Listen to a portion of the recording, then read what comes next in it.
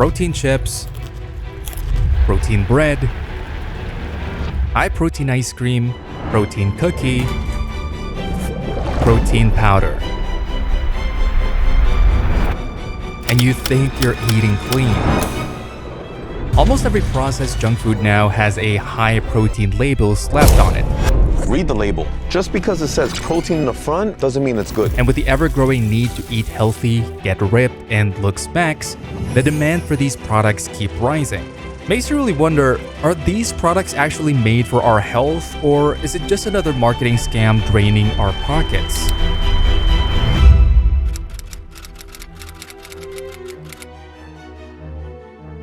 High-protein diets have been around for a very long time, and it's been a trend in the nutrition world, and it comes and goes. But before it came, protein was just protein. You ate food, it had protein, the end. And back then, when you wanted to eat healthy, you'd reduce how you eat foods that had fat and carbohydrates and focus on taking more protein. I mean, the safe kind, like eggs, beef, or fish. Protein was the perfect last macronutrient standing. That was until 1952 when bodybuilder and fitness entrepreneur Bob Hoffman introduced one of the first processed protein shakes to the public. His high-protein shakes were made using a mix of soy protein, whey, and added flavoring. This paved a new way for people, especially athletes, to get extra protein quickly. But as time went on, the focus shifted. From the 1970s through the 1990s, protein stayed on the shelves, but it wasn't the main attraction. During these decades, public health studies began linking sugar and saturated fat to heart disease. Because of that, food trends moved towards low-calorie, low-fat, and sugar-free products. McDonald's new low-fat frozen yogurt. It tastes fattening, but it feels skinny. This, you could be enjoying this. This is low in fat, but so is Baskin-Robbins' new Low, Light, and Luscious with NutraSweet. It's sugar-free, 97% fat-free, 1/3 less calories than ice cream, and a taste that's all Baskin-Robbins. This shift gave rise to items like Slim Fast milkshakes, Diet Coke, and fat-free snacks like Snackwell's cookies and Lay's potato chips. And these products promise to give you flavor without making you feel guilty for eating junk. Then, something happened. With premium protein products, fueling over 2 billion workout recoveries and counting. Now there's a tastier way to get some protein. With tender grilled chicken, corn salsa, and guacamole, new Power Protein menu is packed with flavor. Protein made a big comeback when low-carb, high-protein diets started gaining popularity in the early 2000s. One of the most well-known was the Atkins diet. Are you satisfied with your weight loss plan? Cheryl Lynn is. She lost 50 pounds on Atkins in just 3 months. 15 pounds in her first 2 weeks. It encouraged people to cut down on carbohydrates and eat more protein instead. As more people tried the diet and saw results, protein became known not just as a fitness supplement, but also as a weight loss tool. This shift helped push protein back into the spotlight, especially for those looking to slim down. So, the supplement industry saw an opportunity. They took a basic nutrient and turned it into a miracle substance. And suddenly, every gym rat was sniffing powder out of these jugs labeled Extreme Mass Death Fuel 2000. In fact, protein powder is now a buzzword in diet, fitness, and weight loss culture. Working out world, gym world, personal trainers will try to convince you that you have to get more protein in your diet. And thus, protein powders have exploded in popularity. And it didn't stop at protein shakes. Now we have protein bread, protein ice cream, protein chips, and many more. All because the presence of the word protein in a product can create a perception of healthiness, even if the product is also high in sugar, unhealthy fats, or processed ingredients. This health halo effect leads people to consume unhealthy foods under the guise of making a healthy choice. On TikTok alone, there are millions of posts showing protein-packed meals and snacks. And now, society is addicted to the word high protein. But what does high protein actually mean? Probably not quite as healthy as they seem. These powders powders, these processed forms of protein. Not so great. Generally, they are what we class as ultra-processed. So they have a lot of additives, emulsifiers, sweeteners, and we know that we shouldn't be having these kind of products into our diet daily. According to Dr. Michael Ormsby, director at the Institute of Sports Science and Medicine at Florida State University, there's no clear or official definition of high protein. Still, that hasn't stopped fitness influencers, wellness brands, and everyday people from jumping on the protein trend. The current recommended daily allowance, or RDA, for protein is 0.8 grams per kilogram of body weight.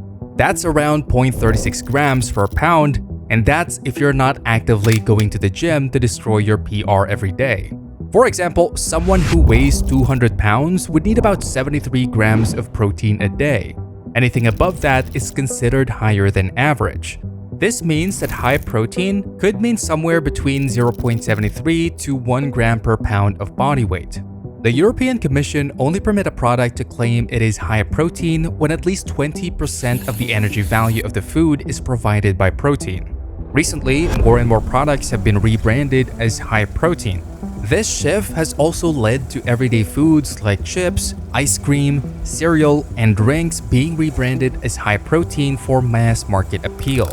But what's actually inside these products? Are these high protein products even healthy?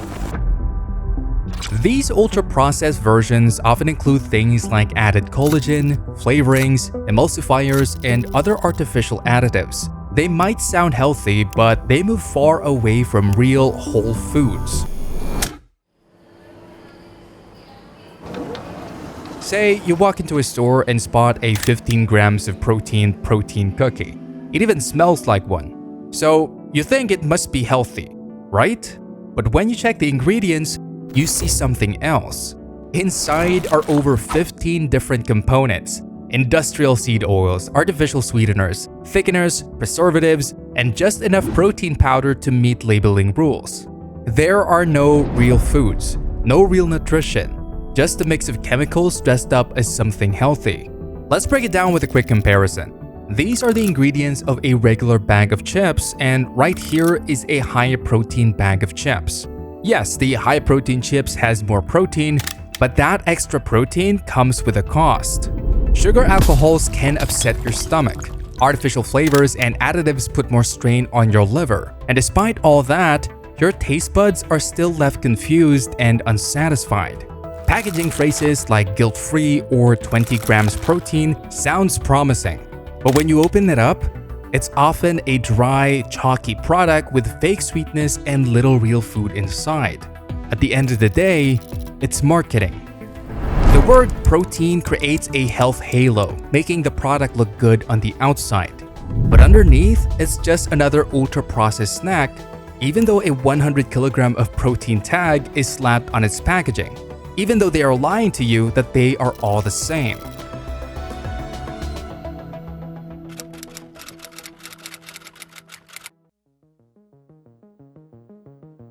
"20 grams of protein." That number is everywhere, on bars, shakes, chips, even cereal boxes. It sounds impressive, but here's what you're not seeing. Not all protein is the same. Even if a label says 20 grams, your body might not actually absorb all of it. That's where something called bioavailability comes in. It simply means how much of the protein you eat your body actually uses. Because protein, I think people think about meat and muscles, whereas actually protein's a lot more than that. Protein are the building blocks of materials in our body, our bones, our enzymes, our immune cells. Only 25% of the protein you eat goes to your muscles. You see, eating protein is one thing, but if your body can't absorb it well, it won't help you much. Scientists have tools to measure this. One is called PCAS, the Protein Digestibility Corrected Amino Acid Score. A newer one, considered more accurate, is DIAS. You don't need to remember the names, just remember that the higher the score, the more useful the protein is to your body. Proteins like eggs and whey score the highest. Your body absorbs them quickly and efficiently. Beef is also very high on the list, but many trendy protein powders made from pea protein, soy isolate, or collagen score much lower. That means your body absorbs less of them and your muscles may barely get any benefit. So here's how they trick you. A lot of protein products use cheap, low-quality protein not because it's better for you, but because it's cheaper to produce. As long as it legally counts as protein, it can go on the label. What you get is low-grade filler protein your body struggles to use. So even if the label says 20 grams or 30 grams, it might not be doing much at all. Some of it could literally be passing right through you. That's why grams don't always mean gains, and what's in your protein is probably not helping you at all.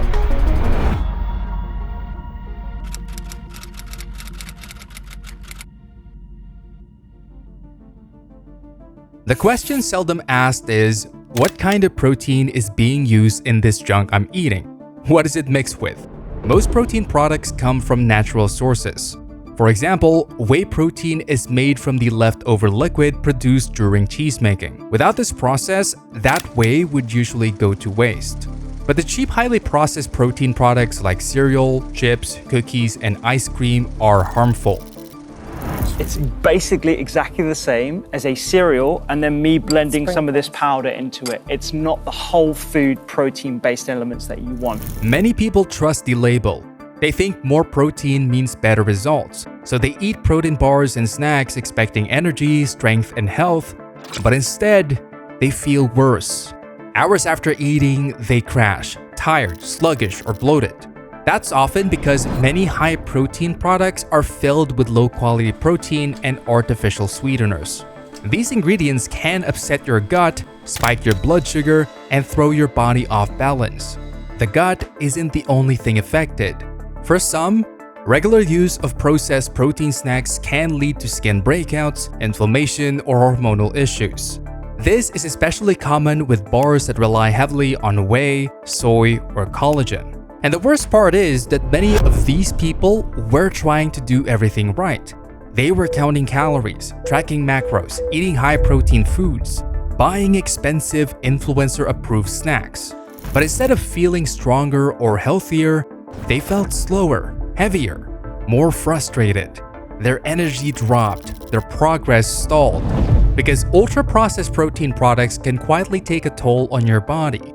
They may mess with digestion, throw off hormones, and disrupt the gut microbiome. Worst of all, they make it easy to ignore what your body is really telling you. This isn't about doing things wrong, it's about being misled.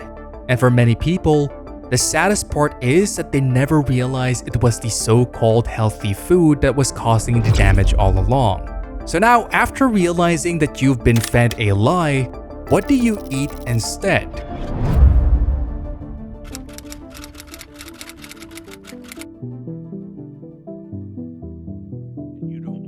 What you want to eat is whole foods. Back in the day, nutrition was simple and honestly, we've evolved backwards. Our grandparents knew what was good and we'd be better off sticking to it. Most of the best protein sources are actually the cheapest and simplest. And it's not about eating large amounts of food, it's about choosing the right kinds. So what are the right protein sources then? Grass-fed beef is a great example.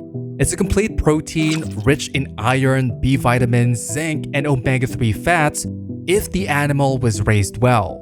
There's no long ingredient list, no shiny packaging, just one ingredient and your body uses it effectively. Then you have the option of wild-caught fish. Not the fish protein isolate you find in bars, but actual fish. It delivers clean protein, healthy omega-3 fats, and selenium. These nutrients help support heart health, brain function, and aging. Look at many people living near the Mediterranean. They age gracefully, stay active, and live longer. A big part of that comes from simple foods like fish and pure olive oil, things their body recognize and thrive on. Eggs, especially pasture-raised ones, are another top-tier protein. They contain every essential amino acid your body needs. They're also packed with choline, healthy fats, and vitamins, and they're easy to make. Even organ mates like liver deserve a spot on the list. They might sound intense, but they are some of the most nutrient-rich foods on Earth. Liver offers more usable nutrients than many store-bought supplements. That's why it fueled generations before us, and it still has value today. So, what makes these foods stand out? It's not just the amount of protein, they're high in bioavailability, meaning your body can absorb and use the nutrients effectively. And they don't just deliver protein, they also come with valuable extras like minerals, enzymes, and healthy fats. Just as important is what's not in them. No artificial sweeteners, no synthetic fibers, no additives that leaves you bloated or crashing later in the day, just like the time when eating well was simple. When you didn't have to measure grams, track macros, or scan packaging. You just ate real food that made you feel stronger, clearer, more alive. I started this channel to make nutrition and health simple again. If you like this content, please subscribe because I will expose the industry scams video by video. Comment down below what you think about the video or give any feedback or anything they think I can improve. See you in the next one.